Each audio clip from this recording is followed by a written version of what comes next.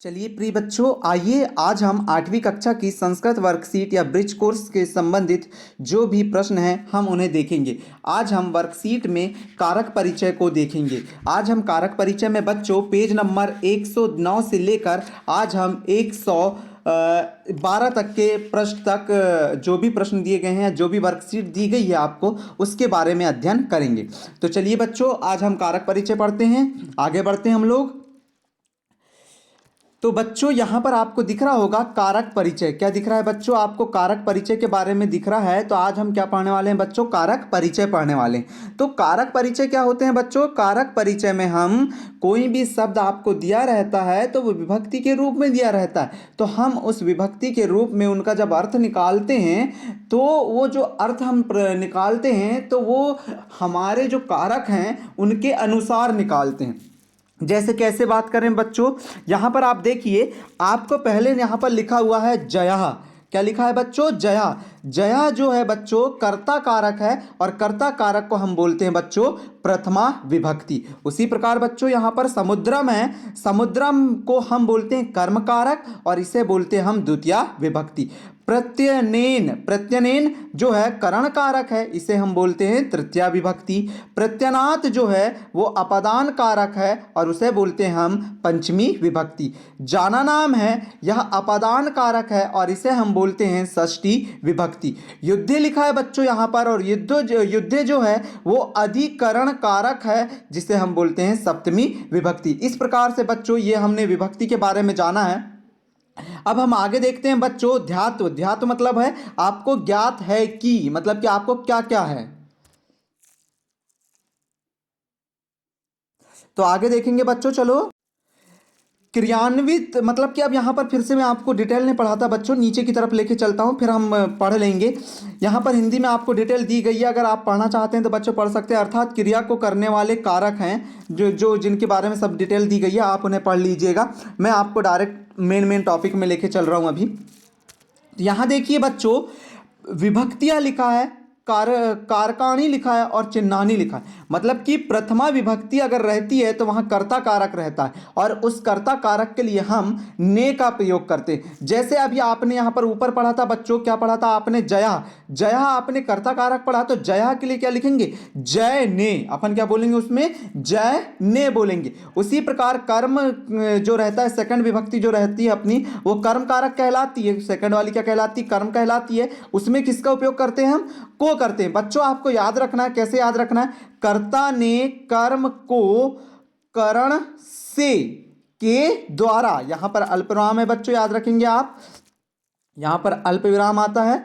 ठीक है, आगे देखें बच्चों, कर्ता ने कर्म को कर्ण से के द्वारा।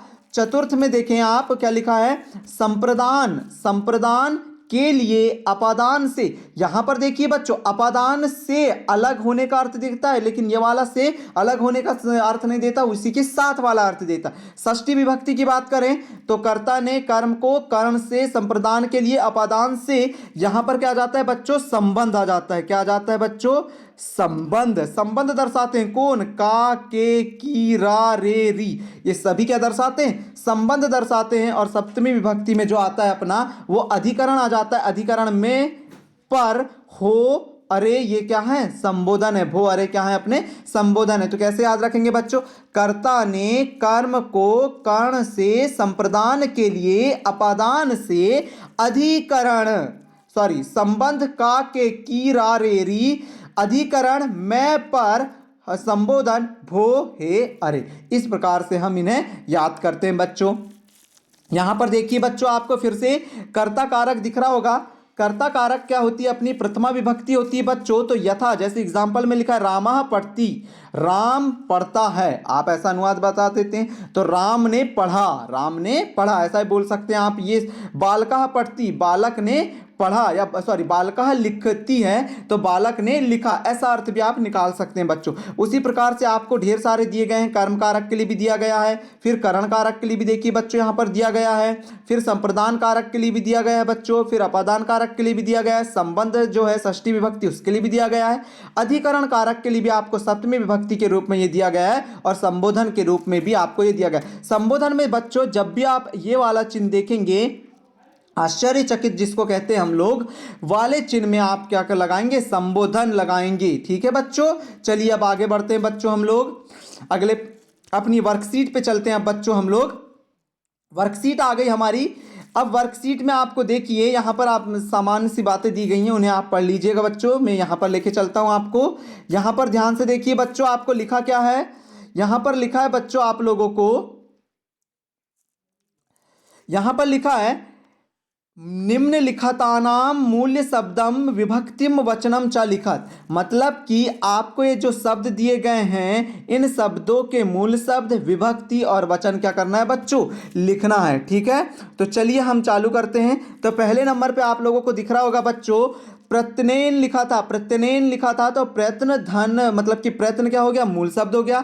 विभक्ति कौन सी हो गई, तृतीया हो गई। और वचन कौन सा हो गया, बहुवचन हो गया। तो यहां पर देखिए जाना नाम लिखा है बच्चों, क्या लिखा है, जाना नाम लिखा है। तो जाना नाम में जना मूल शब्द हो गया अपना, षष्ठी विभक्ति हो गई और बहुवचन हो गया। उसी प्रकार बात करें सद्बुद्धि में, तो सद्बुद्धि में द्वितीया विभक्ति हो गई, सद्बुद्धि हमारा मूल शब्द हो गया और ये भी क्या है, बहुवचन है। युद्धे लिखा है तो युद्ध हमारा सही शब्द हो गया, सप्तमी विभक्ति हो गई और एक वचन हो गया। धीरा लिखा है तो धीरा है यहाँ पर, और यहाँ पर धीरा मूल शब्द हो जाएगा, षष्ठी विभक्ति हो जाएगी, एक वचन हो जाएगा। गिरिन लिखा है तो गिरि मतलब पर्वत, तो हमारा मूल शब्द हो जाएगा, द्वितीय विभक्ति हो जाएगी और ये भी क्या हो जाएगा, बहुवचन हो गया।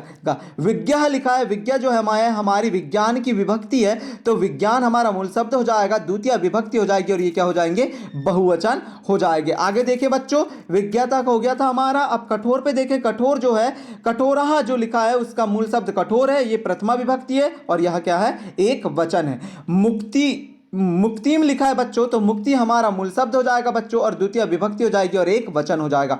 भिक्षुकाय लिखा है तो भिक्षुक हमारा क्या हो जाएगा, मूल शब्द हो जाएगा, चतुर्थी विभक्ति हो जाएगी और एक वचन हो जाएगा। इस प्रकार से बच्चों ये पूरा का पूरा आपने क्या करा कि मूल शब्द को छाटा, विभक्ति को छाटा और वचन को आपने छाट लिया। अब बच्चों आपके सामने यहां पर युग्मेलनम कुरुत लिखा है, मतलब कि युग्मेलनम करना है आपको, मतलब कि इन्हें आपस में मिलाना है। तो जैसे लिखा है आप लोगों के सामने बच्चों, जैसे बालकाय, बालकाय में कौन सी विभक्ति है, तो बालकाय में चतुर्थी विभक्ति है बच्चों। सूर्या, सूर्या में कौन सी विभक्ति बच्चों, तो प्रथमा विभक्ति है। अब गतिम में कौन सी विभक्ति है बच्चों, तो द्वितीय विभक्ति, उसमें कौन सी विभक्ति है, द्वितीय विभक्ति। पुस्तकेन में कौन सी है बच्चों, तृतीय विभक्ति है। अस्वात में कौन सी विभक्ति है बच्चों, पंचमी विभक्ति है। जैसे रामात होता है ना, उसी प्रकार अस्वात होता है और अस्वात में कौन सी विभक्ति है बच्चों, पंचमी विभक्ति है। देशस्य, देशस्य आपको दिख रहा है बच्चों, ये कौन सी है, रामस्य जैसा होता है वैसे देशस्य होता है, उसमें कौन सी विभक्ति आ जाएगी बच्चों, षष्ठी विभक्ति आ जाएगी। लोके आप लोगों को दिख रहा है बच्चों, तो लोके कौन सी विभक्ति बच्चों, सप्तमी विभक्ति है। और भो देवेंद्र, अभी आपने पढ़ा था कि जहां पर भी भो हो अरे आता है और ऐसा संबोधन चिन्ह दिखता है आपको, तो आप उसमें कौन सा लगा देते हैं, संबोधनम लगा देते हैं। तो भो देवेंद्र में कौन सा आ जाएगा, आपका संबोधनम आ जाएगा। इस प्रकार से बच्चों हमने क्या करा, युग्मेलनम को भी हल कर लिया हम लोगों ने। अब आगे की तरफ चलते हैं बच्चों, आगे की तरफ हमको क्या बोला है, ध्यान से देखेंगे आप लोग बच्चों। निर्देशः निम्नलिखित, निर्देशः निम्नलिखित श्लोक को ध्यानपूर्वक पढ़कर प्रश्नों के उत्तर लिखिए। मतलब कि आपको निर्देश दे रहा है कि निम्नलिखित श्लोक को ध्यान से पढ़िए और नीचे दिए गए प्रश्नों के उत्तर लिखिए। जैसे रामो राजमणि सदा विजयते रामम रमेशम भजे, रामेण रामेणाभ्यता निसार्च निशाचरचमु रामाय तस्मै नमः, रामनास्ति परायणम परतरम रामस्य दासो अहसम, रामे चितलया सदा भवतु मैं हे रामः मां पाला पालय। इस प्रकार से आपको ये पूरा का पूरा क्या लिखा हुआ था, आपको श्लोक लिखा हुआ था। इस श्लोक में बोला है, अब क्या प्रश्न देखते हैं, उपर्युक्त श्लोक में आए हुए विभक्ति शब्दों को छाट कर चुनिए और लिखिए। देखिए बच्चों हमने विभक्ति वाले शब्दों में क्या कर लिया है, अंडरलाइन लगा दिया है। ये विभक्ति युक्त शब्द हैं। यहाँ पर रमेशम भी अपना क्या हो जाएगा, विभक्ति युक्त शब्द हो जाएगा, तो रमेशम में भी आप क्या कर सकते हैं, लगा सकते हैं। ठीक, तो अब यहाँ पर क्या बोला अगला प्रश्न, छाटे हुए विभक्ति युक्त शब्दों को प्रथमा से सप्तमी तक क्रम में लिखकर उन्हें प्रयुक्त विभक्ति का नाम बताइए। मतलब कि अब जो आपने टिक लगाया ना बच्चों, इन्हें क्या करना है, आपको विभक्ति वाले इस साइड वाले कॉलम में लिखना है, इस साइड वाले कॉलम में लिखिएगा और जो भी आपकी विभक्ति उसे इस कॉलम में लिखिएगा। तो चलिए बच्चों हमने तो टिक लगा लिए, अब डायरेक्ट यहां पर चलते हैं। जैसे बच्चों आपको दिख रहा होगा, पहला है रामो, रामों में बच्चों कौन सी विभक्ति होती है? रामों में प्रथमा विभक्ति है। कौन सी विभक्ति है बच्चों? रामों में प्रथमा विभक्ति है। कौन सी विभक्ति है? प्रथमा विभक्ति है रामों में। फिर है रामम, रामम में द्वितीय है। रामेण दिखा आपको तो तृतीय है। रामाय दिखा तो चतुर्थी है। रामात यहां पर नहीं लिखा था, फिर भी हम लोगों ने लिख दिया बच्चों, जो पंचमी विभक्ति हमारी। कौन सी विभक्ति बच्चों? पंचमी। फिर रामस्य में षष्ठी, फिर रामे में सप्तमी, और हे रामः संबोधन होता है। इस प्रकार से आपने क्या करा, इस श्लोक से जो भी आपके सामने शब्द थे विभक्ति युक्त, आपने उन्हें छाटा और यहां पर एक कॉलम में लिखा, और कौन सी विभक्ति आपने यहां पर बताया है। ये बहुवचन हम लोगों ने ऐसे ही लिख दिया था। अब यहां से आपसे प्रश्न में नहीं पूछा है तो आप नहीं भी लिखेंगे तो चलेगा। चलिए बच्चों आगे बढ़ते हैं। हमारा अगला प्रश्न है, अगला प्रश्न क्या कह रहा है बच्चों? प्रदत्त शब्दों में निर्देशानुसार कारक विभक्ति का प्रयोग कीजिए। शब्द हैं आपके, ये दिए गए हैं, जोड़े जाने वाले कारक और विभक्ति का नाम बोला है, और जैसे ही कारक और आपको विभक्ति का नाम बोला है उसके निर्मित शब्द बनाना। जैसे फल आपका मूल शब्द दिया गया है, इसकी तृतीय विभक्ति और एक वचन बताइए कह रहा है, तो वो क्या होती है? फलेन होती है। क्या होती है? फलेन होती है। जैसे ही छात्र के आपको क्या बोला है? द्वितीय विभक्ति, और क्या बताना है आपको? बहुवचन बताना है। छात्र का बहुवचन बताना है, तो बहुवचन में क्या आ जाएगा? छात्रान आ जाएगा। कविता का आपको चतुर्थी विभक्ति और एक वचन बताना है, तो कविताएं हो जाएगा। हरि में आपको क्या हो जाएगा? प्रथमा विभक्ति और एक वचन में हरि हो जाएगा। भानु का क्या हो जाएगा बच्चों? भानु का सप्तमी आपसे पूछा है। कौन सा पूछा है? सप्तमी पूछा है आप लोगों से बच्चों, तो भानु का कहां हो गया? भानु सप्तमी विभक्ति बहुवचन पूछा है तो भानुसु हो जाएगा। भवन का आपका पूछा षष्ठी विभक्ति एक वचन, तो भवनस्य हो जाएगा। राजेश का आपसे पूछा है बच्चों सप्तमी विभक्ति और बहुवचन, तो राजेशु हो जाएगा। गीता का प्रथमा विभक्ति और बहुवचन पूछा है तो गीता हो जाएगा। भूमि का आपसे पूछा है तो भूमि का क्या हो जाएगा? षष्ठी विभक्ति और एक वचन भूमे होता है। और गुरु का क्या होता है? गुरु का तृतीय विभक्ति और एक वचन पूछा है आप लोगों से बच्चों, तो वो क्या हो जाएगा? गुरुणा हो जाएगा। क्या हो जाएगा? गुरुणा हो जाएगा। इस प्रकार से बच्चों आपने क्या करा, ये शब्द जो दिए गए थे मूल शब्द, उनसे आपने विभक्ति और वचन के साथ आपने इस शब्द का निर्माण किया। अब आगे चलते हैं बच्चों हम लोग। अब दिए गए विभक्ति युक्त शब्दों को अर्थ के अनुसार रिक्त स्थानों में भरिए। तो यहां पर देखिए बच्चों, एक आपको छोटा सा गद्यांश के रूप में दिया है, उसमें आपको करना क्या है बच्चों? जो है उसे आपको भरना है। जैसे हम पढ़ते हुए चलते हैं और हमने भर दिया है, तो आप भी बच्चों इसी प्रकार से भर लीजिएगा। जैसे अहम पुस्तकम पठामि लेखन या लिखामि, अध्ययनाय विद्यालयं गच्छामि, विद्यालयात् आगत ईश्वरस्य ध्यानम करोति, सायंकाल विद्यालय भ्रमणम करोति।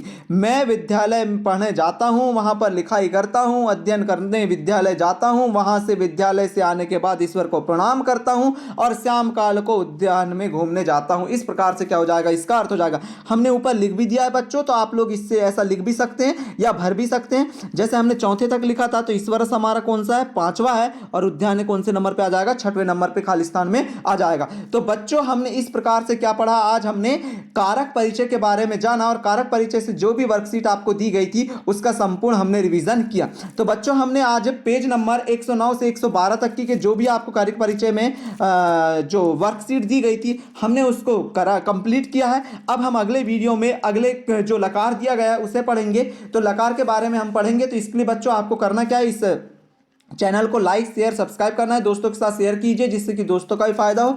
तो धन्यवाद बच्चों, हम मिलते हैं। और आपने जो वीडियो देखा इसलिए आपका बहुत बहुत धन्यवाद। Thank you for watching.